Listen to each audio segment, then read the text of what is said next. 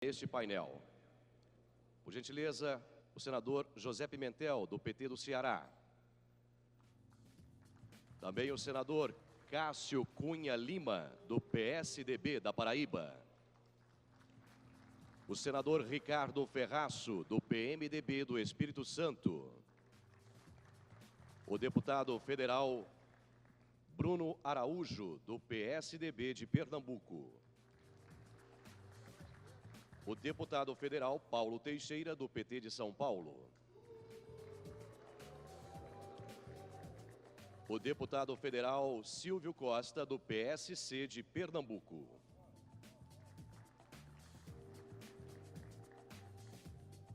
Neste momento, convido o jornalista William Vac para conduzir este debate.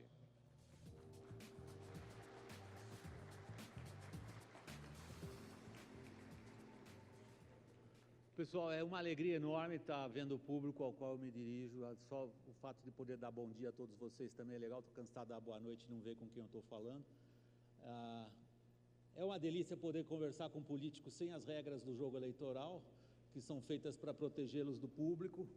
O moderador de um debate, eu dou sorte para o PT na Bahia, viu, Paulo? Toda vez que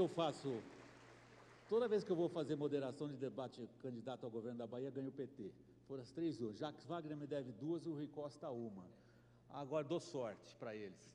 Agora, é um debate horroroso, porque o moderador, que deveria... Qual é a função do moderador, na verdade? A função do moderador é facilitar uma conversa, em primeiro lugar, porque o talk show é feito por vocês, participantes, mas a função do moderador é, sobretudo, estamos falando de um tema, vamos ficar nesse tema, depois troca e tudo mais. Mas as regras do jogo eleitoral que vocês fizeram para se proteger do público e ganhar mais o que puderem na televisão, torna impossível para o moderador levar adiante qualquer tipo de assunto. Hoje não vai ser assim. Tem uma vantagem para vocês. Se vocês estiverem construindo um raciocínio, terão o tempo para fazê-lo. Se eu perceber que vocês estão se comportando como fazem nos debates eleitorais, tenho 40 segundos, eu vou falar 40 segundos, não importa se eu já dei meu recado em 4, aí a gente passa a palavra ao próximo, digamos assim.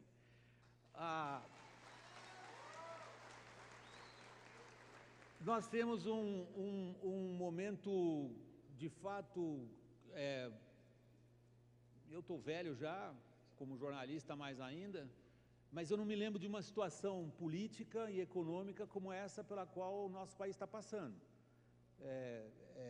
Nunca antes nesse país, a gente pode dizer para essa geração, vivemos uma situação de perplexidade, em primeiro lugar. Vivemos uma situação na qual a economia dá sinais de derretimento, em bom português, está derretendo. Nós estamos entrando numa recessão sem registro, perdendo o emprego de qualidade, que é representado em boa parte por essa audiência, e em busca de respostas. E o que eu acho que os aplausos e os que não foram assim tão, vamos dizer, não aplaudiram, um ou outro que subiu aqui, estão querendo são respostas, são caminhos, são algum tipo de perspectiva. E talvez seja essa a característica mais grave e perigosa da crise pela qual estamos passando, sobretudo a nossa crise política. Não vemos perspectiva. Esse evento é, como sempre, muito bem organizado, eu sou muito bem brifado pelos participantes, e eles me disseram que foi feita uma enquete, uma pesquisa entre vocês, e a pergunta que seria a pergunta do público, no coração do público, eu acho, pelo tipo da pergunta que eu vou fazer lá logo, era para eu soltar essa pergunta depois, mas ela é tão boa e tão contundente, que eu achei melhor começar essa conversa pela pergunta, que é a pergunta que o público escolheu. O próprio palavreado da pergunta já dá uma ideia da contundência dela. Por que o Congresso Nacional não esquece seus próprios interesses e, pelo menos neste momento de caos, não pensa no Brasil e aprova reformas necessárias para não continuar destruindo as empresas brasileiras?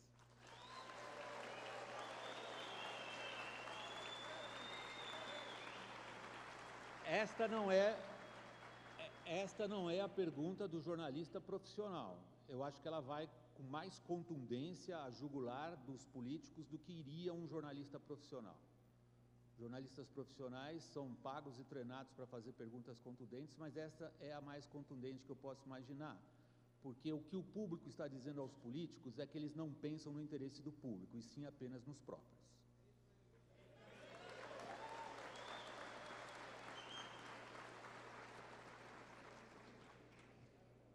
Quem começa tentando convencer o público do contrário? Eu posso começar? À vontade. Bem, boa tarde, bom dia a todos e a todas. Eu estou achando que essa pergunta, eu acho que ela foi, sinceramente, muito bem encomendada para mim, por um motivo muito simples. Eu não respeito um Congresso Nacional onde 346 parlamentares aprovam uma pauta bomba que vai dar um prejuízo ao país de 127 bilhões. Se algum desses parlamentares votaram, eu não estou agredindo os senhores, mas eu não respeito, ponto. 80% da crise do Brasil, a culpa é do Congresso Nacional, sim. A primeira notícia que eu li hoje foi o seguinte: dono do PROS, que diabo é um PROS? É um partido que inventaram aí.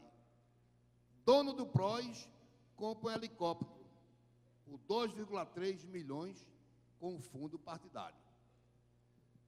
O relator do orçamento, o deputado Ricardo Barros, quer pegar o fundo partidário, que é 300 milhões, que é dinheiro público, e botar para R$1 bilhão.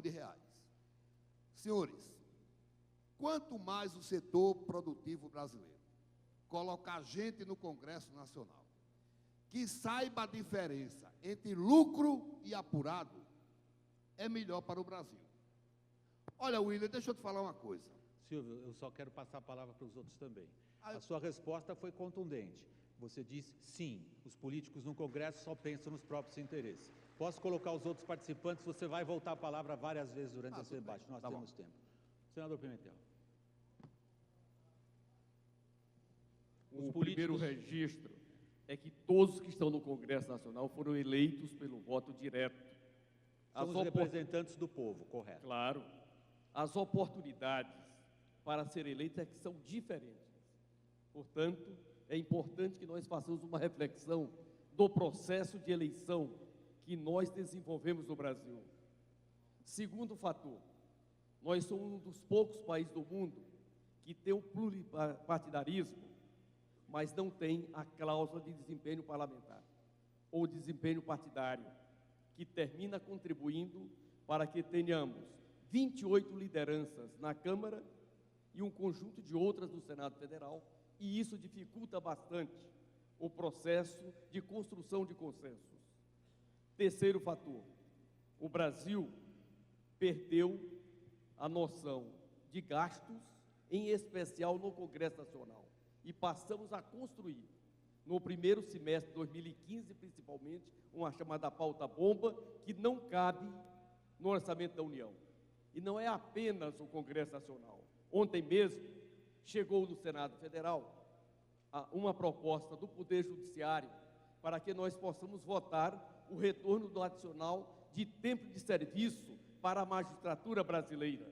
Isso representa um acréscimo de 35% na folha do serviço público municipal, estadual e federal, nesse momento em que o Brasil está aumentando a carga tributária nas prefeituras, nos governos estaduais e no governo federal. Mas um dos poderes encaminha para o Senado Federal o acréscimo de 35%, aprovando o ATS, que é o adicional do tempo de serviço, que nós, em 98, quando aprovamos o subsídio para os poderes, incorporamos esta rubrica. São dessas coisas que nós precisamos discutir. Pimentel, eu só deixo ver se eu li corretamente o que você disse. Caso eu tenha cometido uma injustiça, você me corrige imediatamente. Você concorda com a ideia de que muitas das pautas que passam pelos parlamentares são, sim, perigosas e prejudiciais, porém as causas disso estão no sistema político que deixou de funcionar? Nós temos criamos isso. Uma nação em que nós construímos um conjunto de entidades que se apropriaram de parte do poder público e do Estado Nacional. Isso tem um preço. Estou registrando um caso concreto. Prosseguindo, eu tenho vários inscritos pela ordem. Cássio, depois Ferraz, depois Bruno, depois Paulo. Pela ordem que me pediram a palavra. A minha saudação breve a todos. Em primeiro lugar, é preciso registrar que nós da oposição representamos não mais do que 20% das cadeiras da Câmara e do Senado. Quem conhece o mínimo de política no Brasil deve saber que toda a agenda que é levada ao Congresso Nacional tem uma participação decisiva do Poder Executivo. É o Poder Executivo, com sua bancada majoritária, que coordena as ações do Congresso. Portanto, se o Congresso atual não responde às expectativas da sociedade, é porque, lamentavelmente, nós temos que constatar que inexiste governo no Brasil. Não há mais articulação política, não há mais relação com a sociedade, e o que é mais grave, falta credibilidade diante de tudo que vem acontecendo no Brasil. Portanto, colocar todos como farinha do mesmo saco, eu acho incorreto. Nós podemos até ser farinha, mas não somos do mesmo saco. E é preciso que tenhamos nessa oportunidade algo propositivo. E para não ficar apenas nos diagnósticos gerais ou na palavra fácil, porque eu discordo profundamente do deputado Silvio, dizer que o Congresso é responsável por 85% dessa crise, óbvio que não. Não foi o Congresso que promoveu o desequilíbrio fiscal, não foi o Congresso que fez as pedaladas fiscais, não foi o Congresso que mentiu à sociedade brasileira para garantir um segundo mandato, como aconteceu com a presidente Dilma. É óbvio que o Congresso tem suas responsabilidades. E eu concluo, William, com uma proposta muito clara, dirigida, sobretudo, ao senador Pimentel, que é um líder importante do governo no Senado e no Congresso. Nós temos a NR12, que está na pauta da indústria. Essa norma reguladora tem inviabilizado a indústria brasileira de funcionar. Eu sou autor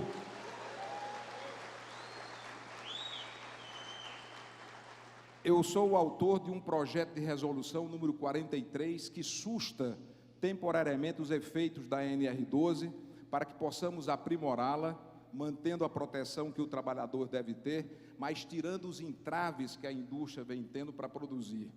Estava na pauta com regime de urgência, atendendo a um apelo por uma negociação, foi retirado de pauta. Há 2 meses que tento votar a suspensão dos efeitos da NR12, que a indústria brasileira conhece de perto, e não consigo pelo obstáculo do governo. O apelo público que eu faço, para que o senador Pimentel se comprometa com os senhores, é que possamos, nos próximos dias, votar a suspensão dos efeitos da NR12. Atitudes como essa, para concluir, farão a diferença nesse debate, eu acredito. Cássio, nós vamos ter tempo para pensar um pouco para frente. Primeiro, eu queria colocar todos os participantes diante dessa questão fundamental que o público levantou.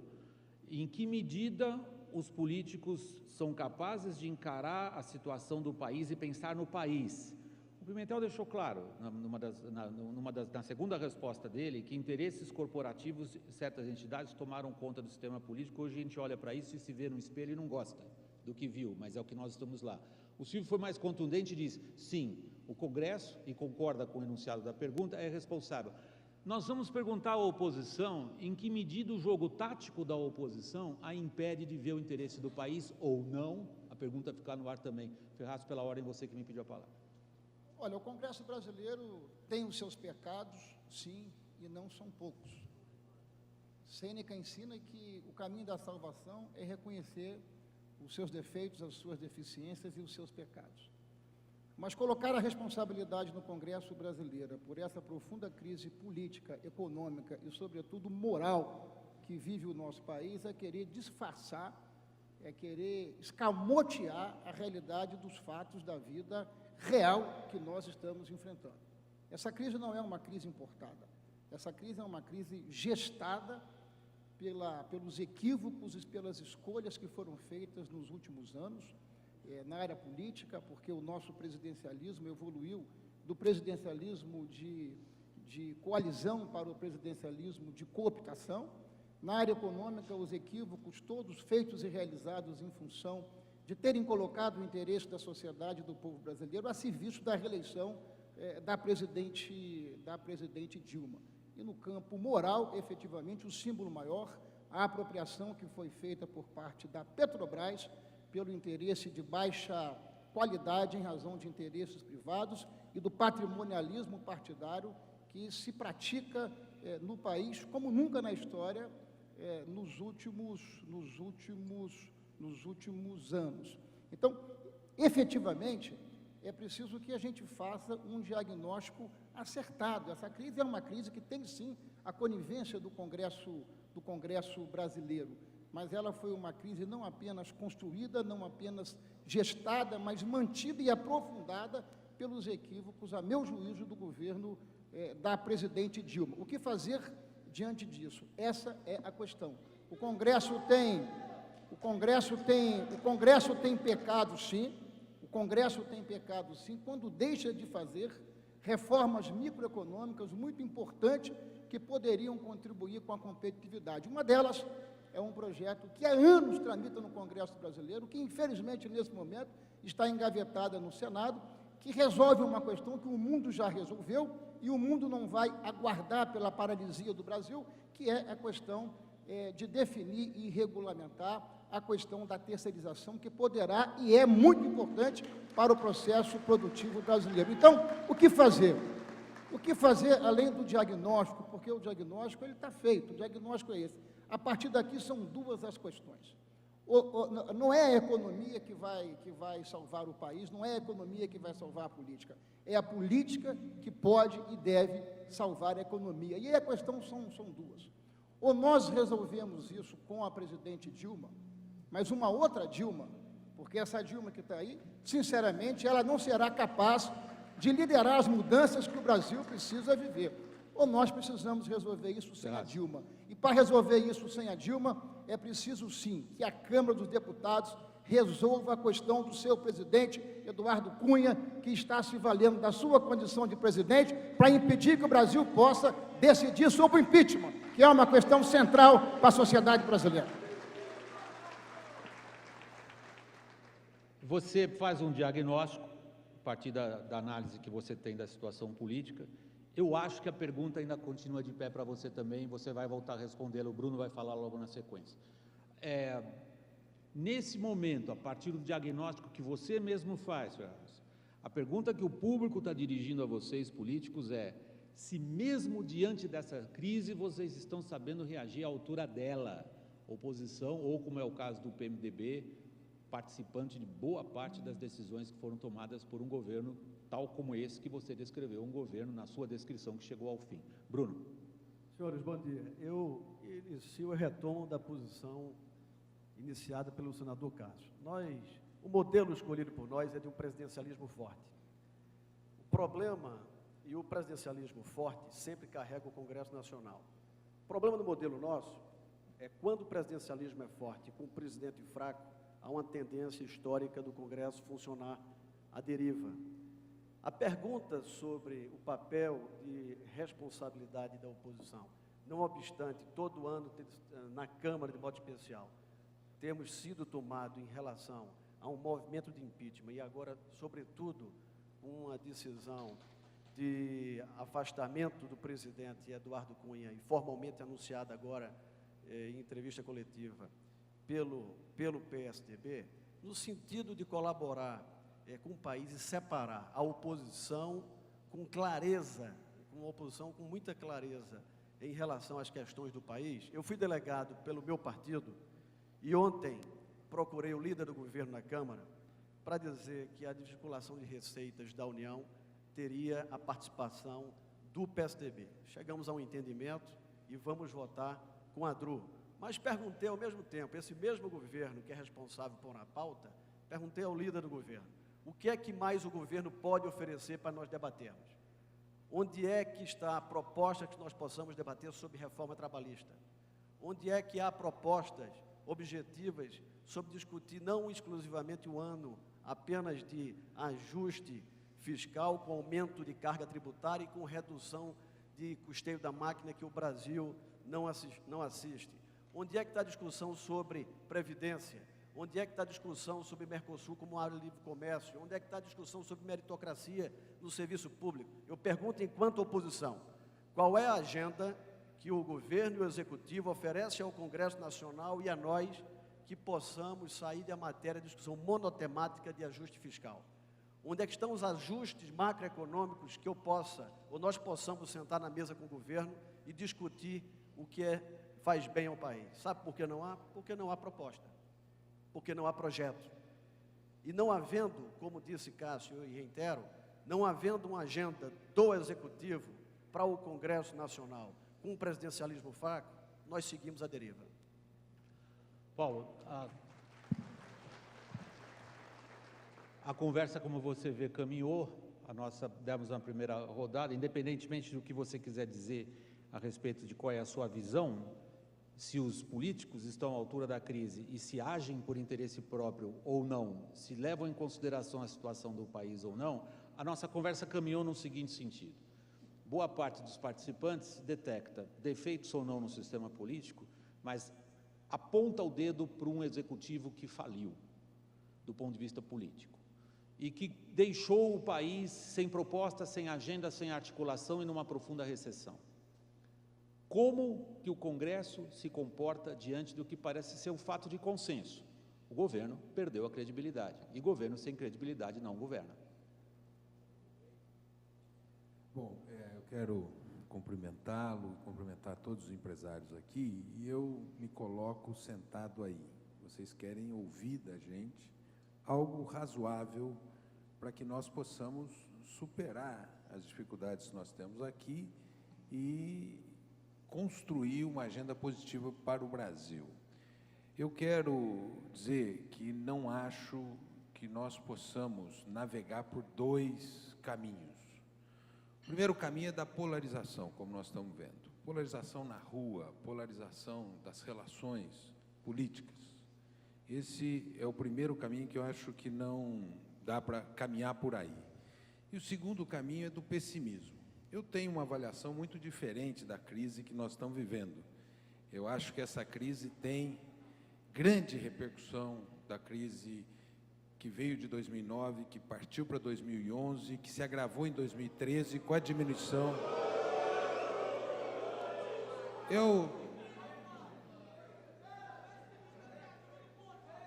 Deixa falar, pessoal, deixa. Eu não estou no palanque, Portanto, eu acho que tem esse aspecto e tem o aspecto das políticas que foram feitas para trabalhar o tema da crise, as políticas anticíclicas, que, na minha opinião, parte delas foram também equivocadas. Agora, nós temos que ter, na minha opinião, pensar, em primeiro lugar, como nós vamos equilibrar o orçamento para chegar no final do ano. Esse é o primeiro tema. Por favor, eu quero o respeito principalmente de um setor de lá de trás, para eu poder dialogar. Eu outro dia estive lá na Câmara, inclusive dialogando com vocês. Eu gostaria de dialogar aqui hoje, ser ouvido por vocês. Mas o que eu acho em primeiro lugar? Nós precisamos, daqui para o final do ano, trabalhar o tema do equilíbrio orçamentário e das medidas relacionadas ao equilíbrio orçamentário. Por isso, Bruno, foi muito importante o que vocês fizeram ontem, porque vocês saíram da posição da polarização para colocar uma posição de diálogo. Isso é fundamental no cenário político brasileiro que nós estamos vivendo hoje. Em segundo lugar, nós temos que fazer uma agenda de reformas para 2016. Vamos enfrentar uma reforma tributária, vamos enfrentar uma reforma de maior profundidade na sociedade brasileira, nesse clima de diálogo e de debate entre nós. Esse que é o tema que acho importante construir, é poder superar o momento que nós estamos vivendo até 2016 e abrir um debate de maior profundidade em 2016 sob o signo do diálogo. Por isso que eu acho, quero aqui dizer, não vejo, acho que o tema do impeachment ele leva a um impasse. ele não leva à solução. Nós vamos arrastar o país até 2018 nesse debate. Nós temos que nos entender sobre a pauta brasileira. E eu termino falando uma coisa dura aqui para o Silvio, sobre o diálogo que o Silvio fez. Quem segurou quando quiseram acabar com o fator previdenciário? Foi veto presidencial. Quem segurou o aumento do judiciário? Veto previdencial. Quem segurou quando teve o aumento do salário dos aposentados igualado ao salário mínimo? Veto presidencial. Então, quem segurou a onda de um desajuste fiscal foi no Executivo. O que nós precisamos no Legislativo hoje, é reestabelecer um diálogo capaz de colocar o Brasil diante dos seus desafios. E os desafios, para mim, é uma agenda profunda de convergência sobre, por exemplo, a economia, como está no jornal Valor hoje. Nós precisamos repensar o problema das metas e ter um consenso entre os economistas dos diversos matizes sobre o tema das metas. Paulo, é interessante como você, ao raciocinar sobre a situação, você ancora toda a tua abordagem na esfera política. É bem claro como que você reitera a palavra diálogo, a palavra entendimento entre as forças políticas, ao mesmo tempo em que você dá ênfase ao fato de que, se não houver um ajuste fiscal, e isso tem tamanha importância de emergência, provavelmente não, as cadeiras todas caem aqui, o que a gente discuta sobre diálogo ou não fica irrelevante. É difícil pensar no que você diz quando a cartilha do PT ataca a Lava Jato e diz que a ação da Polícia Federal é voltada contra o partido, ou quando aqueles que são punidos e condenados são defendidos pelo seu partido como heróis do povo brasileiro. A questão do diálogo político passa por um mínimo de civilidade, né, que a gente não viu, por exemplo, nas últimas eleições. E isso foi organizado de maneira científica, profissional, e paga em boa parte com dinheiro público. O que eu gostaria de levantar a questão, que a plataforma que você coloca é essencial, sem dúvida. Se não houver um entendimento na esfera política em torno de algo que promova, que projete, a gente não sai dessa situação. A minha pergunta é se esse entendimento é possível com o PT. À vontade, Silvio, depois você volta. Deixa eu te falar. Que eu coloco a pergunta aos outros parlamentares também. Há acordo com o PT? Eu quero pedir para que você, por favor, acho que eu fui o primeiro, levei azar, À vontade. organizasse o tempo aí. Não tem uma ordem Deixa eu te específica. falar, William, eu quero dizer uma coisa para você. Eu sou vice-líder do governo Dilma. Logo me identificar aqui. Agora, antes de chegar lá, quero te falar uma coisa. Alguém já disse na história que a diferença entre o estadista e o político é que o estadista pensa na próxima geração e o político pensa na próxima eleição. Eu quero repetir aqui que 80% da crise é culpa do Congresso Nacional e vou provar. Eu tenho saudade da época que o PSDB tinha responsabilidade e o PT era irresponsável. Hoje o PT é responsável e o PSDB é irresponsável. Por exemplo, se é que eles querem politizar. Eu vou dar um exemplo. A vaia, meu amigo, é o aplauso do contrário. Ponto. Deixa eu te falar. Quem criou o fator previdenciário e criou em boa hora, com responsabilidade, foi o PSDB, porque precisava criar o fator previdenciário. Quem acabou com o fator previdenciário foi a oposição. Isso que o Paulo Teixeira disse é verdade. A presidente Dilma mostrou que tinha responsabilidade quando vetou. Sabe por quê? Você é estudioso. Nos 3 primeiros anos de Dilma, no lugar da Previdência ampliar, se o fator fosse acabado, ia economizar, porque as pessoas iam parar de se aposentar. Mas, ao longo do tempo, ia inviabilizar definitivamente a Previdência. Então, ela foi e vetou. Esses caras da oposição, que eu não queria politizar aqui, não, eles aprovaram 76% de aumento para o judiciário. E a presidente Dilma vetou. Eu não posso respeitar esse cara. Agora, só para começar a concluir, eu quero dizer uma coisa a vocês. Eu não quero começar de Cabral, porque vai cansar vocês. Mas a apropriação do Estado brasileiro, ela começou com Cabral. Mas eu vou ser contemporâneo. Como é que o cara entrava no serviço público antes de 88? Com a cartinha de um político. Em 88 veio a Constituição. A partir da Constituição, criaram o Estado de Bem-Estar Social, que eu chamo o seguinte: você tem Estado capitalista, Estado socialista, a gente criou um Estado bolsista. Bolsa da Previdência, Bolsa de Presidiário, Bolsa Família, Bolsa Estudo, Bolsa Desoneração, Bolsa Barnabé, Bolsa Corporativa. É um Congresso que não tem coragem de enfrentar os ataques corporativos. É um Congresso que vive com medo de perder voto. Falta seriedade. Este Congresso, senhores empresários, tem duas marcas. A marca da incoerência e a marca da demagogia. Nós precisamos ter uma pauta. Vamos fazer a reforma trabalhista. Eles topam ou não topam, porque perde voto. A terceirização para passar foi um inferno. Vamos fazer a reforma do Estado. Silvio. Eles topam ou não topam? Então, William, ou a gente faz um debate sério aqui, dando diagnóstico e solução. Se for para politizar, eu vou para política também. Não, não tem isso de politizar, não é essa a questão. Ninguém aqui tem tempo para perder com isso. O que eu acho é o seguinte... Porque você foi o primeiro a politizar. Quando você atacou o PT e a presidente Dilma chamou todo mundo. A proposta de diálogo político é baseada na confiança mútua em primeiro lugar. E a pergunta, quando se pensa em um entendimento político, porque isso me parece que está subjacente ao que vocês estão dizendo. O que vocês estão dizendo é o seguinte: não há saída se não houver um entendimento político de algum tipo. Há saída se o Congresso der responsabilidade. Um momento.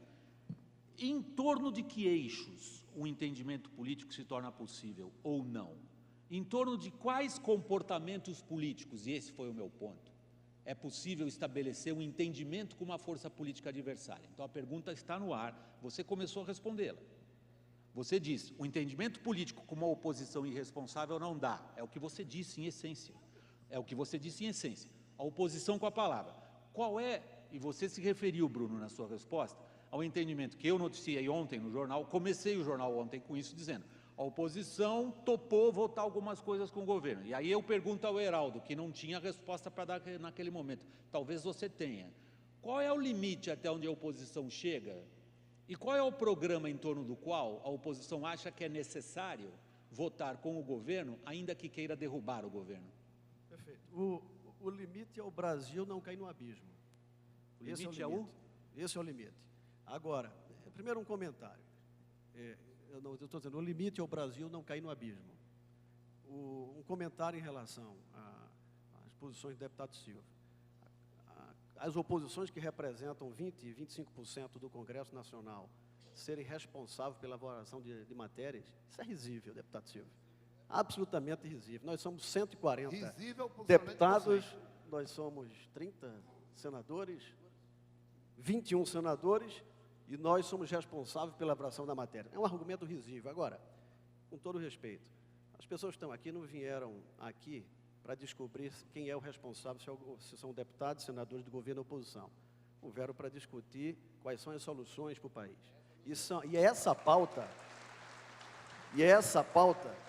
que nós queremos ouvir dos líderes do governo, da Câmara e do Senado, qual é a pauta que os senhores apresentam à sociedade e a nós, para que possamos discutir sobre a nossa opinião legítima de votar sim ou de votar não.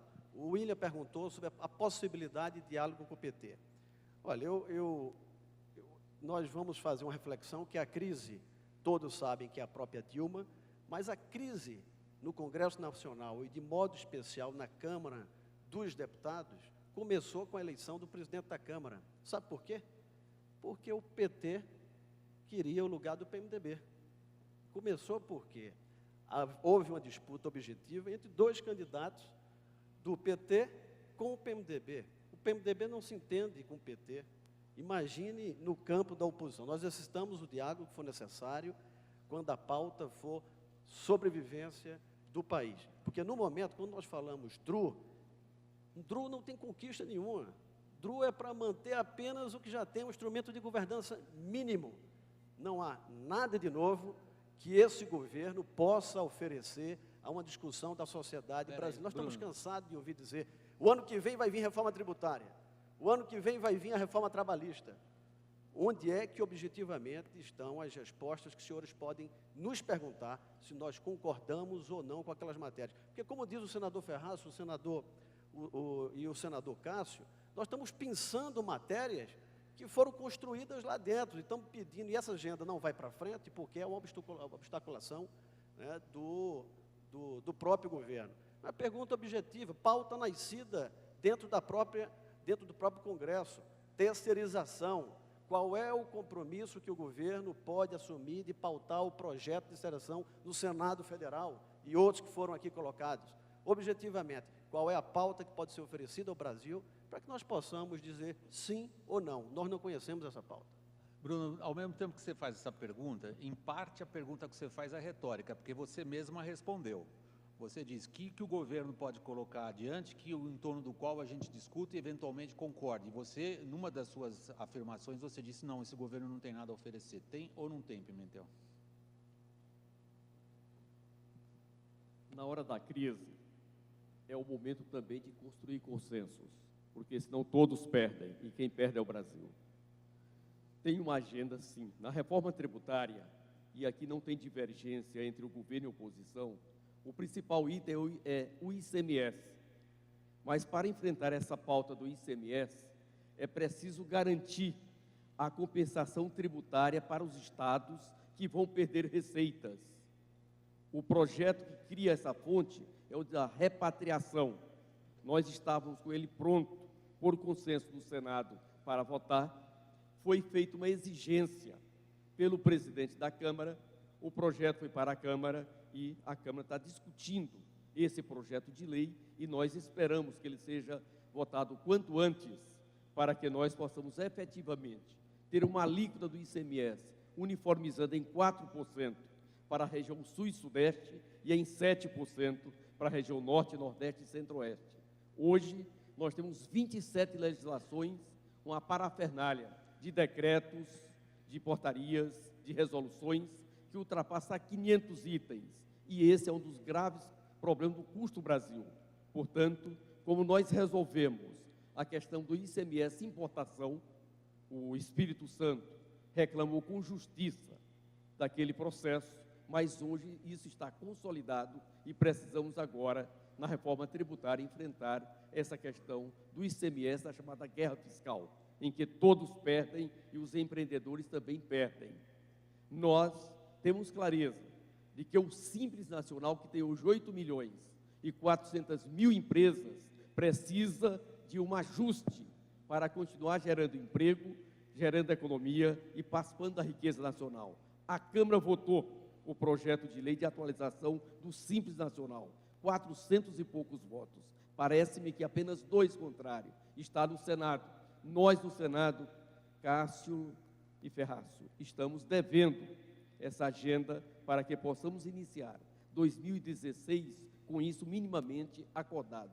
No mundo da infraestrutura e dos marcos legais, em 2013 e 2014, nós reformulamos o marco legal dos portos, preparamos para que o porto particular também tenha a mesma possibilidade de operar como opera o porto público e não só a carga própria. Isso ficou totalmente pronto, foi para o TCU. Agora, em finalzinho de outubro, o TCU liberou os editais, os procedimentos, estamos iniciando para que possamos dar um forte salto nesse mundo do transporte de cargas. No setor elétrico, a Câmara terminou de votar ontem a medida provisória 688, que dá uma segurança jurídica para fazer concessões, particularmente do setor eólico e também da energia solar. Vai para o Senado, deverá estar chegando hoje lá, e nós queremos, nesse finalzinho ainda de 2015 e início de 2016, toda essa parte de concessão do setor energético também colocar em processo de licitação. No que diz respeito ao sistema para resolver a questão da NR12, em que o nosso senador Cássio trabalha com toda tranquilidade que é necessário nesse item, eu sou um daqueles que entendo que o FAP, o fator de acidentário de prevenção, que nós aprovamos em 2009, quando eu fui ministro da Previdência Social, dá conta do que a NR12 pretende fazer. Porque ali nós criamos um mecanismo de que o empreendimento que reduz a acidentalidade, ele tem um bônus. E eu sou daqueles que entendem, se a acidentalidade for zero, melhor para o Brasil, porque nós não precisamos ter despesas com isso. Por isso, Cássio, vamos retomar a NR12 e precisa ter um olhar diferenciado, porque esta resolução, ela trata a micro, a pequena, a média e a grande empresa, igualmente a própria Constituição não permite. Eu queria voltar a um ponto, Cássio, independente dos comentários que você fizer, que o Paulo levantou. Ele, ao falar da necessidade de diálogo e de entendimento entre forças políticas, ele reiterou ao mesmo tempo, no mesmo fôlego, a urgência e a gravidade da situação fiscal nesse momento. Quando a gente repassa e sintetiza o que o Pimentel acabou de dizer, provocado pela pergunta que a oposição faz, afinal de contas, o que esse governo pôs na mesa que vale a pena discutir, ele vai por um rol de itens que são itens clássicos para todos vocês aqui. A infraestrutura, as concessões, o marco jurídico e alguns setores importantes de investimento, particularmente de energia. Agora a pergunta é a seguinte: dá tempo de discutir tudo isso com a rapidez com que o país está perdendo emprego e a situação fiscal se deteriora? Ou é por aí que a oposição quer ouvir do governo o que fazer? Eu acho que é importante lembrar que nesses últimos 12, 13 anos, quem mais dividiu o Brasil entre nós e eles foi o governo do PT. Quem mais estimulou nessas últimas décadas, ou nessa última década e meia praticamente, esse fracionamento da sociedade brasileira foi o governo do PT. E é importante ver, como assistimos há pouco na postura do deputado Silvio, o grau de beligerância, de provocação que é feita. Se é feito aqui, num ambiente como esse, imagine como está acontecendo no plenário da Câmara e do Senado. Porque o que falta é o mínimo de matemática, porque em lugar nenhum do mundo, 20%, que é a parcela da oposição no Congresso, se sobreporá aos outros 80% que compõem a base do governo. E o que está em discussão hoje no Brasil é algo muito mais profundo do que o que está sendo discutido, talvez, nessa fase do debate. É o modelo de Estado. É a compreensão que o Estado não gera riqueza. Quem gera riqueza são os senhores, as senhoras, é o povo brasileiro, é o trabalhador.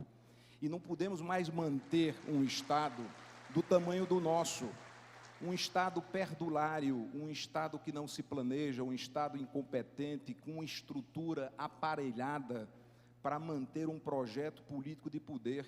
É isso que está por trás da crise que o Brasil vive. A tentativa de se aparelhar ao Estado brasileiro a tal ponto de se constituir uma força hegemônica que não saia mais do poder.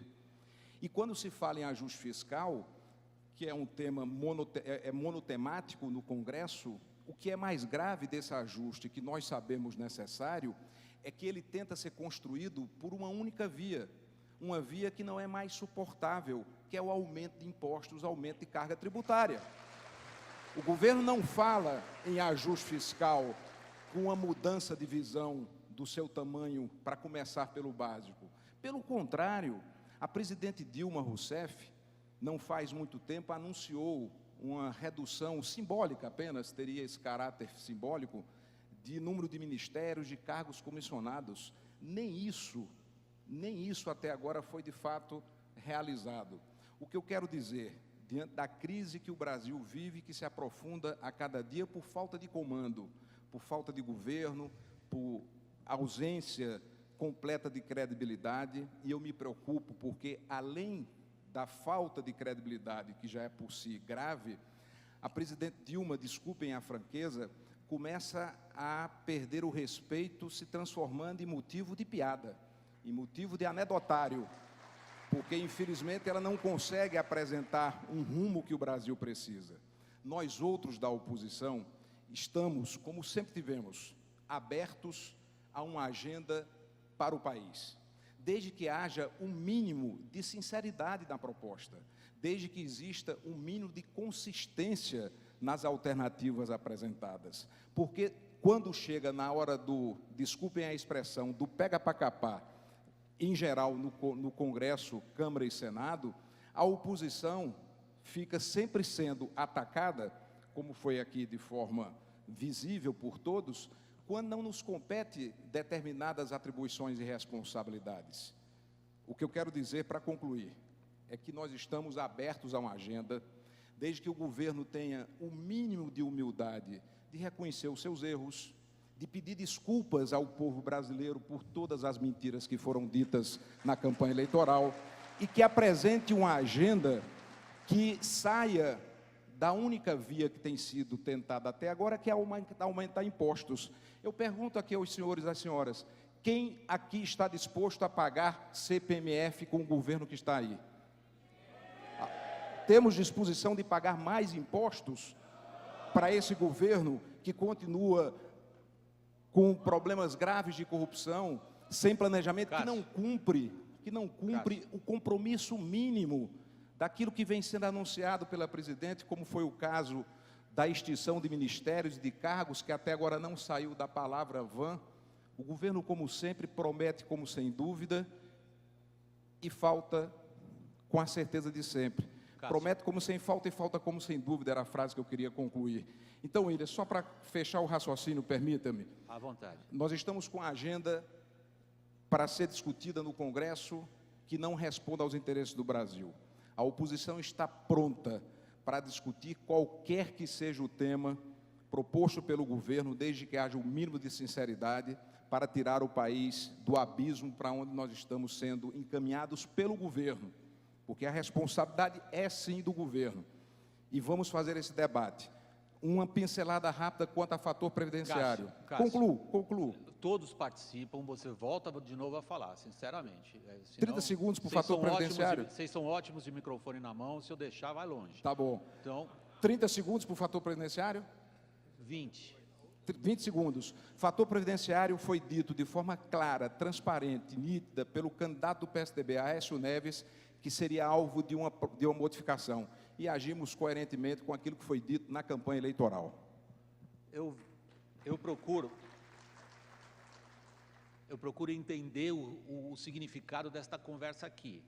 Ela me parece, nesse momento, a de explorar onde estão as possíveis pontes políticas. Nem me parece que vocês têm qualquer tipo de consenso ou sequer de entendimento em relação a um catálogo de medidas em torno dos quais se poderia discutir. E aí é que a conversa está muito perigosa, Cássio. Porque quando você pergunta para a plateia, alguém aqui quer pagar imposto? Eu vou ser o primeiro a responder junto com vocês, não. Mas a pergunta que você está fazendo é outra. A pergunta que você está fazendo é a seguinte, alguém aqui está disposto a pagar imposto para esse governo? Ferraz. Olha, eu vou insistir na minha convicção. Eu acho que a crise econômica, ela se deteriorou muito nos últimos meses e ela vai se deteriorar muito mais. E os empreendedores brasileiros sabem disso se nós não resolvermos o nó político. É a política, com P maiúsculo, que vai salvar a economia e não o contrário. Porque o governo, ele não tem força para fazer o que é necessário, e sejamos aqui sinceros, não apenas força, mas credibilidade, porque assistir esse governo falar em disciplina fiscal, se o que ele praticou até aqui foi o avesso do avesso do avesso em relação à disciplina fiscal. Eu não posso professar por palavras aquilo que eu não professo por atos, senão o discurso vira vento. Então, quem não praticou a disciplina fiscal vai praticar? Ou seja, o governo não tem força e credibilidade para fazer o que precisa ser feito. E a oposição também não tem força para fazer aquilo que é necessário, que é resolver o nó político. O nó político chama-se impeachment. O Brasil precisa viver esse parto, resolver esse parto. Eu acho, sinceramente, que a presidente Dilma deveria acionar as suas bases e liberar o presidente da Câmara para que ele deferisse o impeachment, para que nós resolvêssemos isso o mais rápido possível. Impeachment resolvido, se nós vamos ter que continuar com Dilma, aí sim nós vamos precisar construir uma proposta graúda, que passa, inclusive, pela possibilidade da presidente Dilma construir um governo de transição, um governo de coalizão, em torno de consensos, inclusive abrindo mão do seu projeto de poder. Porque nos últimos anos, a sociedade brasileira foi submetida a um projeto de poder a todo e qualquer custo. E esse sistema, ele está esgotado em todos os sentidos. Em algum momento, quando nós superarmos essa crise, que é uma crise que está subordinando a sociedade brasileira a uma situação muito cruel, e ela vai piorar, sejamos sinceros, porque não há no horizonte nenhuma luz que possa gerar a perspectiva e a confiança de que nós estamos virando essa página. Escuta, hoje está pior que ontem, essa semana está pior que semana passada, esse ano está pior que ano passado. E as medidas que o governo está apresentando, elas são absolutamente inconsistentes. O déficit esse ano da Previdência Pública é da ordem de 89 bilhões de reais. Se o Congresso aprova a CPMF, vai produzir de receitas adicionais 32 bilhões. E o déficit ano que vem é da ordem de 125 bilhões de reais. Então, terá a CPMF da CPMF, nós estamos enxugando gelo, nós estamos cercando vento, porque nós temos um governo fraco, um governo que não tem credibilidade, nós estamos sem governo no país, nós estamos sendo tocados pela agenda diária.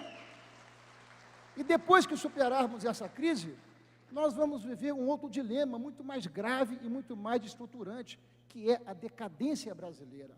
Em 2000, a indústria brasileira representava 28%, 29% do produto interno bruto. Em 15 anos, a indústria brasileira representa 8%, 9% do produto interno bruto. Não há país forte sem indústria forte. Então, após a superação da crise, tem uma brutal decadência que terá que ser superada, e essa, a meu juízo, levará décadas. Portanto, a solução é resolver o nó político. E o nó político você resolve fazendo esse parto da montanha, que é resolver a questão do impeachment, que está colocado de forma muito clara. 9 em cada 10 brasileiros perguntam para qualquer um de nós: escuta, vai ter impeachment ou não vai ter impeachment? A presidente Dilma precisa se legitimar. Ela exerce um governo sem legitimidade, porque ela governa com práticas e instrumentos que não foram as práticas e os instrumentos com as quais ela foi reeleita. Paulo. Ela foi reeleita prometendo o céu e está entregando o inferno. Deixa eu passar para o Paulo, que a ideia política que você propõe vale a pena ser discutida. O que ele está dizendo em resumo, Paulo, é o seguinte: o Congresso julga a presidente.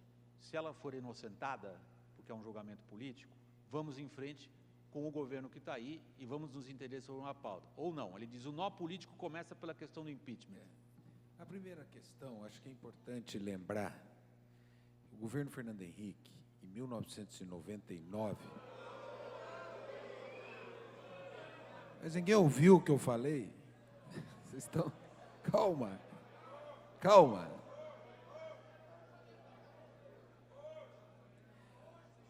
O governo, não, eu vou falar sobre o governo fraco. O governo Fernando Henrique,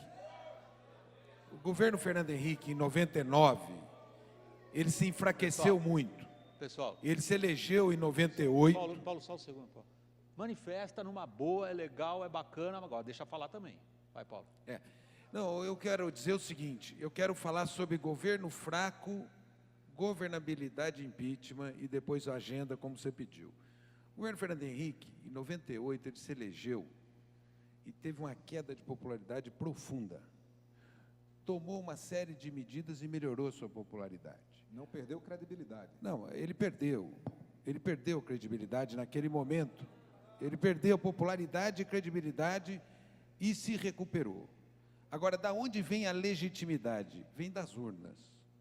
Ele venceu o seu mandato e entregou o mandato ao presidente Lula em 2002. Sobre impeachment, impeachment só põe se tem força. não tem força hoje, não tem força. Isso que ele falou, isso que você falou, Ricardo, da presidenta reconhecer e pedir o seu próprio impeachment, não tem força e não tem base jurídica para fazê-lo. Aí eu vou para a agenda. Nós precisamos construir uma agenda, Bruno é do PSDB, eu sou do PT. Você ontem fez um gesto importante, eu quero valorizar o seu gesto. Qual foi o gesto que você fez ontem? Eu estou aberto ao diálogo e dei o primeiro passo. Então, o que eu acho que nós temos que fazer? Nós temos que fazer 2 agendas para o Brasil, que é o que você nos pede. Quais são as agendas que nós temos que fazer para o Brasil? Em primeiro lugar, nós temos que fazer um sistema tributário que não seja inimigo do empresário. O sistema tributário brasileiro desestimula o empresário a produzir, porque ele tem que fazer disputas jurídicas imensas, e é incompreensível o sistema tributário brasileiro. Segunda agenda que nós temos que fazer, nós precisamos nos entender nas mudanças necessárias no sistema político. E assim, as considerações que eu tiver e que qualquer um aqui tiver sobre o outro, não é isso que nos unifica. O que nos une é a possibilidade de sentar à mesa e falar quais os passos que nós vamos dar racionais no sistema tributário brasileiro e quais os passos racionais que nós vamos dar para melhorar o sistema político brasileiro. Isso que nós podemos legar aos atuais e às futuras gerações. É esse o tema que eu acho que é possível fazer num debate que nós estamos aqui, me parece, construindo pontes, construindo caminhos. Por mais positivas ou elogiáveis ou não que sejam suas palavras, há um sentido de emergência na situação que vivemos, que você mesmo assinalou na primeira. Sobre a emergência. Que o debate da reforma política e tudo mais... Você me permite 2 questões emergenciais? À vontade, só vou eu falei lá no começo... a pergunta. A pergunta é o seguinte, estaremos vivos até lá? Porque do jeito que a crise vai indo... Sobre isso eu falei no começo.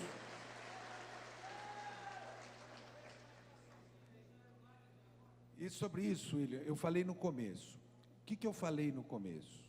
Nós precisamos agora nos debruçar sobre as medidas fiscais para equilibrar o orçamento. 2, o próximo pessoa que vai estar aqui é o Joaquim Levy. Nós precisamos discutir, dentro dessa política de ajustes, na minha opinião, ela tem que ter componentes de estimulação, baixar juros, componentes de estimulação, crédito, componentes que equilibrem só um segundo, medidas de ajuste. Só um segundo, o problema é que a proposta de ajuste é só pela via do aumento de impostos. Essa que é o grande... Eu acho que tem que ser por aumento da atividade econômica. Vamos ouvir o ministro Levy daqui a pouco e ver qual é a proposta Pelo que ele tem aumento para o da atividade desenvolvimento do econômica. país, que não seja apenas com aumento de carga Pelo tributária. estímulo à atividade econômica. É isso que eu acho que nós temos que, hoje, fazer um debate no sentido de revisão. Por exemplo, hoje tem aqui no Jornal o Valor o debate da revisão de metas. Nós estamos fazendo metas, num momento de queda de tributação, metas muito rígidas. Nós pusemos 1,5 no final de 2014. Então, nós temos que chegar a alguns consensos para passar isso que você falou, que é o emergencial, alguns consensos para passar o emergencial e tocar de frente essas reformas mais profundas que o Brasil precisa. 9 entre 10 economistas, e um 10º provavelmente será ligado ao seu partido, dirão que isso que você acabou de propor aumenta o buraco em vez de tapá-lo. William, deixa eu te falar. Eu pensei, sinceramente, que eu vinha para cá para a gente falar de uma agenda do Brasil. Veja bem, é preciso que a gente saia do gerúndio. Esse Congresso é o tempo todo no gerúndio, fazendo, precisando.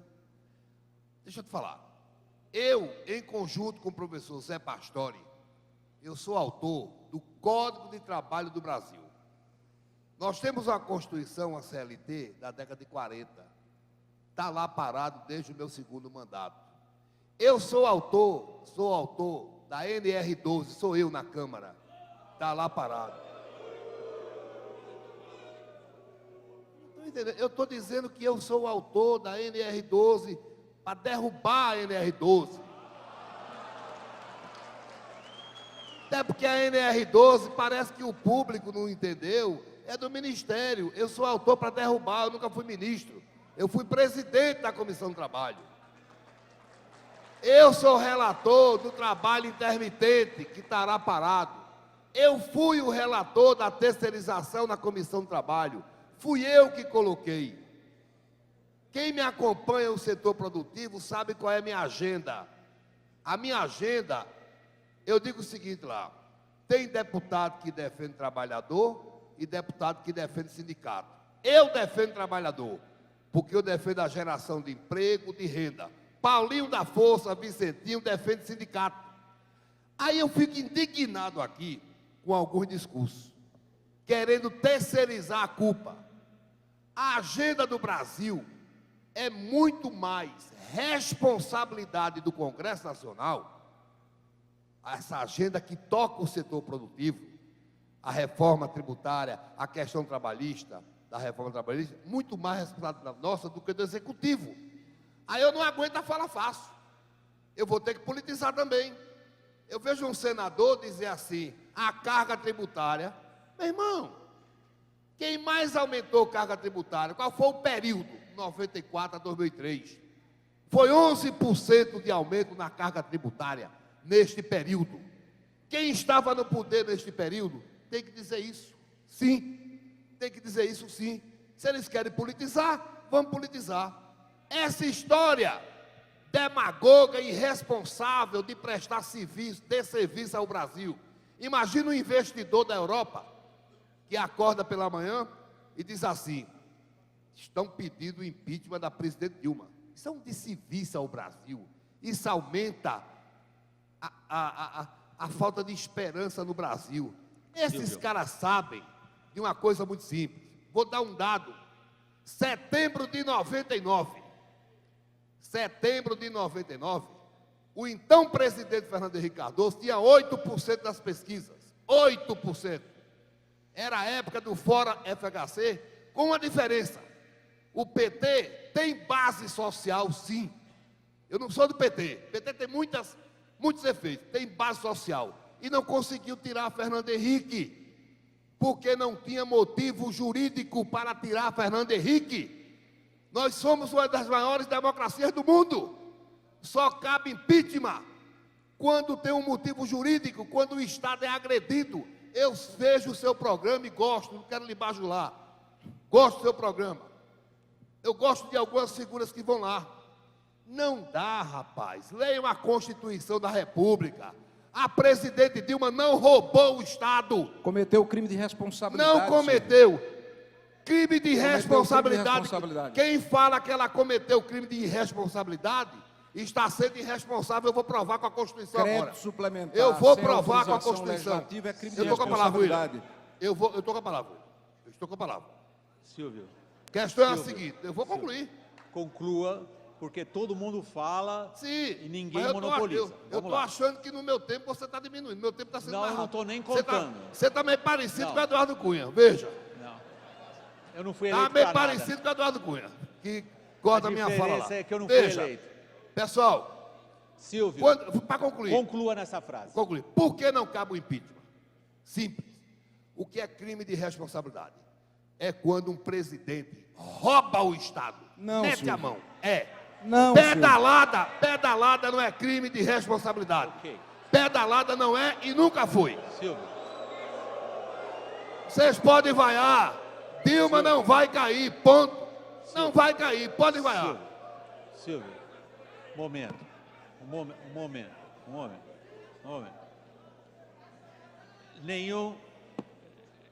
Nenhum de nós aqui ganha qualquer discussão no grito. Em primeiro lugar. Em segundo lugar, é muito claro e contundente o ponto que você faz. E é óbvio, é para isso que nós todos estamos aqui. O ponto que você está sublinhando, o eixo do seu argumento é muito claro. Você está dizendo, no momento em que é que nós estamos discutindo aqui agora, nesse momento, nós estamos discutindo como escapar de uma situação emergencial, em uma economia que está derretendo, num quadro de desemprego cavalar, no qual as forças políticas não se entendem e se censuram mutuamente umas às outras por dizer, você não traz proposta, você é irresponsável, por aí vai. Há, porém, alguns pontos que ficaram claros nessa discussão. Um deles é aqueles que são chamados a votar por mais impostos e, portanto, exigir o sacrifício da sociedade, argumentam nesta roda que não é possível fazer isso com um governo que perdeu a credibilidade. Esta é a essência de um argumento. A crise está andando, algo tem que ser feito em relação a essa crise. O que parece consenso entre muitos, e inclusive para o Paulo e para você, é que há uma agenda para lá desse momento mais grave do ajuste fiscal. E que essa agenda não consegue ser sequer descrita, porque o nó político não se desfaz. A proposta do Ferraço para desatar o nó político é submeter a presidente ao que seria no parlamentarismo um voto de não confiança. Não somos um regime parlamentarista, do ponto de vista do partido do governo, é um non-starter, é uma proposta que nem começa, nem dá para se tolerar. No seu argumento, porque você acha que não há sequer motivos para que uma proposta dessa seja colocada no parlamento. Este é o resumo da situação onde nós chegamos. Agora, eu continuo insistindo aqui, porque é minha função, e eu, desculpe se isso parece arrogante da minha parte, representar um pouco a voz de vocês que estão aqui, e que continuam se perguntando depois dessa hora de debate, para onde a gente vai, como a gente vai, fazendo o que hoje à tarde. Então eu volto à questão, Cássio. Sei quais são os seus argumentos sobre impeachment, sei quais são os seus argumentos sobre impeachment também, mas há uma situação em deterioração rápida. O que a oposição quer fazer? Eu acredito que a solução que teria talvez melhor acolhida para o Brasil a médio prazo, eu não vou responder, William, a sua pergunta de forma direta, porque eu quero aproveitar para apresentar uma outra alternativa de saída definitiva para essa crise, que seria a realização de novas eleições, junto com a eleição municipal. Sem nenhum custo, porque a Justiça Eleitoral estará mobilizada para a eleição municipal, insemina-se na urna eletrônica o voto para presidente da República, e há de se perguntar, sim, mas nova eleição com que base? Com a base na legislação em vigor. Nós temos um país onde prefeitos e governadores, sob a égide de uma legislação eleitoral extremamente rigorosa, que já foram cassados. Eu tive o meu mandato de governador cassado na Paraíba, não por corrupção, nem por malversação de dinheiro público, porque tive um programa social muito semelhante ao Bolsa Família, que a Justiça Eleitoral entendeu que interferiu no resultado da eleição. Sou da crença que lei, numa república séria, vale para todos. A mesma lei que caça prefeito, que caçou governadores, poderá caçar, sim, pelos crimes cometidos durante o processo eleitoral, a presidente Dilma Rousseff, o vice-presidente Michel Temer, e realizar novas eleições, cumprindo a Constituição e respeitando a lei, que tem que ser para todos. Mas há uma medida que precede esta, que é o afastamento do presidente da Câmara, Eduardo Cunha, que precisa ser afastado da presidência da Câmara, porque com novas eleições, o presidente da Câmara assume o país por 90 dias, tudo dentro da regra, tudo dentro da Constituição.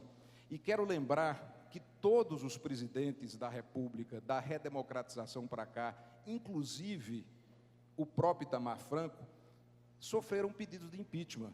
Itamar sofreu, Fernando Henrique sofreu, Lula sofreu.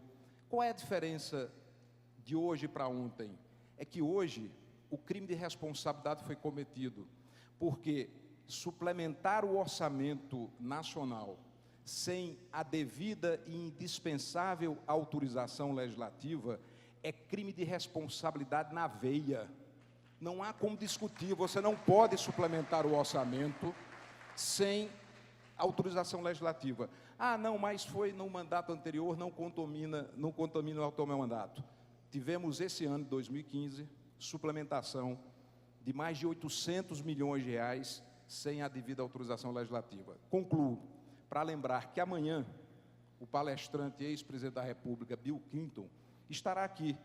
E Bill Clinton, e os Estados Unidos não parou, nem se acabou com isso, respondeu um processo de impeachment durante seu mandato. Bill Clinton respondeu perante o Congresso americano um processo de impeachment e foi absolvido. O que nós não podemos é negar a prestação jurisdicional do Estado, porque no caso de crime de responsabilidade, o juiz natural da causa é o Congresso Nacional.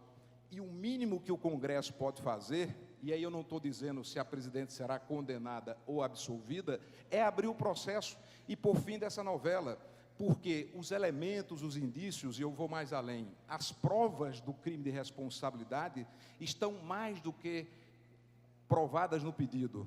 Temos base no artigo 85 da Constituição e temos fundamento na Lei 1079 de 1950, que regulamenta o crime de responsabilidade. E a presidente Dilma, concluo, cometeu sim crime de responsabilidade ao suplementar o orçamento sem autorização legislativa. Me parece que a discussão dá uma volta. Não há ajuste fiscal sem impeachment.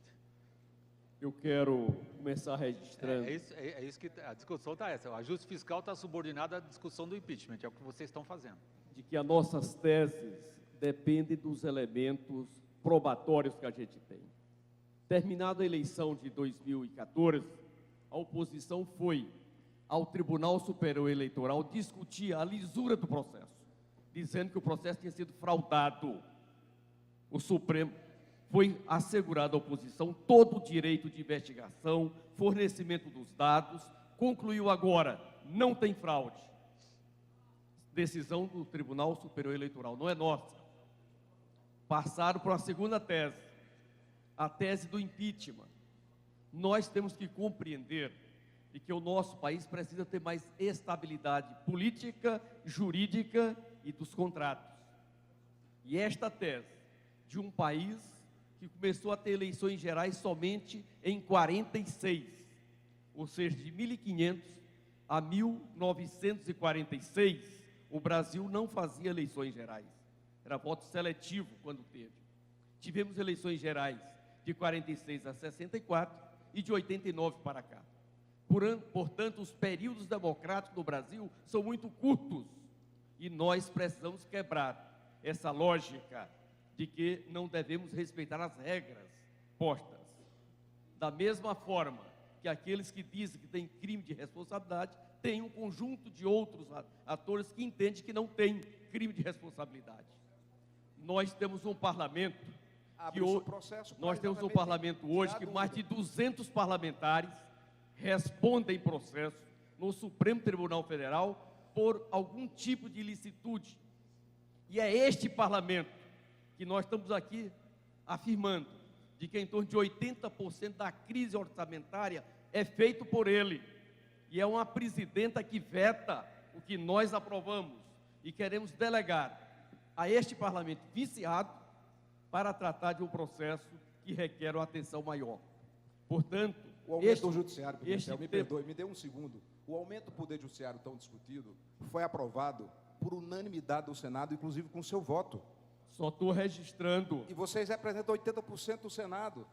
A matéria que a presidente vetou foi aprovada no Senado com o seu voto. Só estou registrando. Aprovaram com o meu voto. Eu votei são contra essa medidas baboseira toda. que nós estamos tomando, que não pode continuar, e também com o seu voto, aliás, enfático. Eu quero registrar de que se nós queremos construir uma agenda mínima de consenso, tem alguns temas que nós precisamos superar. Que foi aquela que você enumerou na sua Claro, resposta anterior. nós já aprovamos o marco regulatório do setor energético, de portos, de aeroportos, você já de mencionou, ferrovias. Nós estamos com essa agenda de concessões na praça, quando terminamos de concluir no Tribunal de Contas da União todos os entraves que tinha, e isso envolve 198 bilhões de reais. Nós temos clareza que é preciso resolver a questão do ICMS. Essa agenda vem desde 98, 99, que ela está posta. Destravamos já uma série de pontos. Chegou na hora de resolver. O que falta? Um fundo que garanta o ressarcimento dos estados que pedem receitas. E este fundo é da repatriação de recursos que estão lá fora e que nós, a exemplo de outros países, estamos tentando trazê-lo para, a partir daí, você ter essas condições. E para finalizar, por favor, porque nós queremos 100% eu estou chegando ao final do tempo deste fundo para essa finalidade. Lamentavelmente, tem força política dizendo que a parte dos estados, dos municípios, deve ir para o custeio da máquina e ser desperdiçado esses recursos que podemos resolver. Um tema gravíssimo, que é a questão do ICMS. Eu estou chegando ao final do tempo alocado. Um momento. Qualquer pergunta que eu faça vai suscitar uma nova roda de discussão. Está todo mundo já mais de uma hora e meia já que nós estamos discutindo. Eu acho que seria completamente ingênuo achar que a gente saia daqui com uma conclusão, mas eu não queria terminar isso sem dar a vocês a oportunidade de uma palavra final. Porém, terá que ser telegráfica, porque o nosso tempo está esgotado.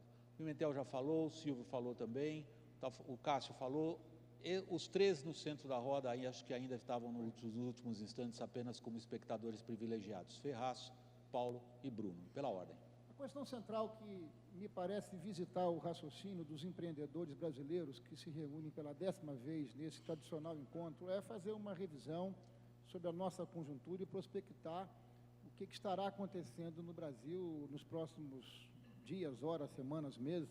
Perguntou o William Vac, o que vai acontecer hoje à tarde e assim por diante. Vejam, a única medida concreta e efetiva que não contará com o meu apoio, que está no Congresso brasileiro, é o aumento da CPMF. E não contará com o meu apoio porque esse aumento não resolverá absolutamente nada. Nós estamos colocando, por assim dizer, a sujeira por debaixo do tapete e adiando o enfrentamento dos problemas, sejam conjunturais ou estruturais, Ricardo Ferraz, do Estado brasileiro. Então, senhores empreendedores, me permitam aqui um minuto de absoluta franqueza. Não esperem do Congresso brasileiro absolutamente nada nesse fim de ano. Nós temos absolutamente até dezembro, aproximadamente, alguma coisa em torno de 10 dias. E por que não esperem nada? Porque nós temos um governo fraco, um governo sem credibilidade, com absoluta ausência de comandar e de coordenar ações efetivas que possam minorar a deterioração dessa crise brutal com reflexos sociais que vive a sociedade brasileira. Muito obrigado. Ricardo Ferraz, obrigado. Paulo. Bom, eu vou pontuar aí rapidamente. Vai o Bruno, depois o Paulo. Bom, pontuando rapidamente para só esclarecer algumas posições do senador Pimentel. Primeiro, a auditoria que foi definida, apresentada sobre as urnas eletrônicas, não decidiu que não houve fraude. É mais grave. A auditoria apurou com o amparo do Tribunal Superior Eleitoral que as urnas brasileiras são inauditáveis. Nós não saberemos se os resultados são legítimos ou se não são legítimos. Segundo, o PSDB entrou com uma ação no final do ano passado sobre a legitimidade da eleição da presidente Dilma e o tribunal decidiu que a presidente vai ser investigada. E mais ainda, quando se repete tanto sobre a legitimidade do voto, o tribunal decidiu que existe uma presunção de legitimidade. Os senhores, enquanto empresários, se faltam a verdade com o seu consumidor, tem problema. Na política, quem falta a verdade com o eleitor tem o mesmo tipo de problema.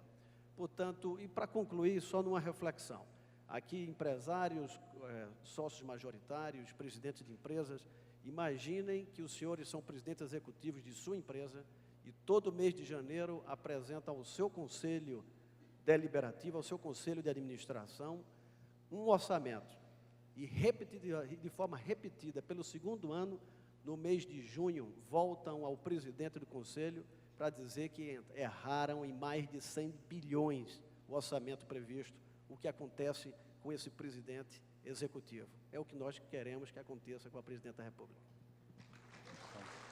Bom, eu quero, William, agradecer a oportunidade, agradecer a todos que estiveram aqui, aos senhores que ouviram esse debate. Eu só quero dizer uma coisa para vocês. Nós vamos ter que ter uma solução dentro da Constituição. Não será fora dentro da Constituição. Nós temos um acordo que foi estabelecido na Constituição. Houve um vitorioso na eleição, houve um derrotado na eleição.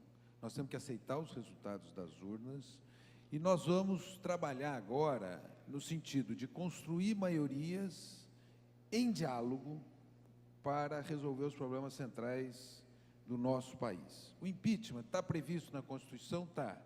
Só que precisa de força e de tipo legal para se caracterizar. Eu acho que nenhum dos dois das condições. Então, esse é um ônibus errado. Esse é um ônibus que vai levá-los aos lugares errados.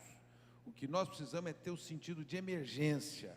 E, no sentido de emergência, tomar todas as medidas para colocar esse país num grande movimento econômico e político de mudanças. Então, o que eu quero dizer aqui para vocês é que, para mim, esse tempo agora espera-se do Congresso Nacional rapidez, seriedade, capacidade de consenso, capacidade de escutar a sociedade e dar soluções.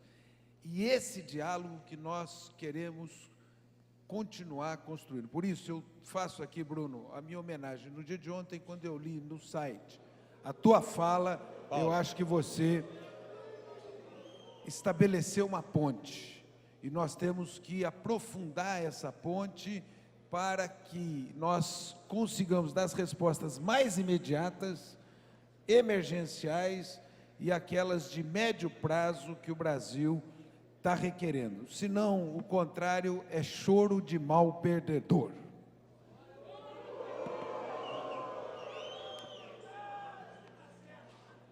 Vocês não acham muito melhor um debate assim, ou vocês gostam daquela coisa engessada, horrorosa, que tem em toda eleição?